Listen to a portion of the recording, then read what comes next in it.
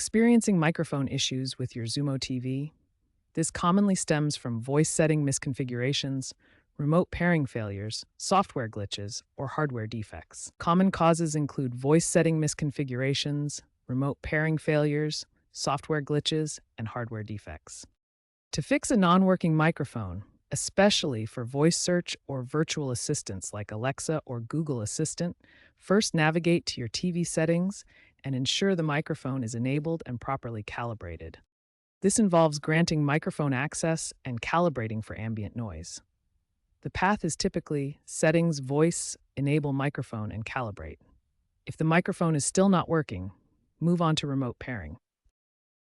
Remote pairing is crucial for voice input. Ensure your remote is properly paired via Bluetooth for voice remotes or IR for basic remotes. The steps usually involve pressing pairing buttons on both the remote and the TV and confirming in the settings menu.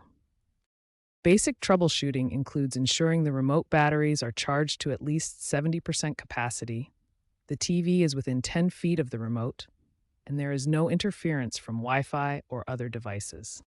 If issues persist, try restarting your TV by unplugging it for 30 seconds.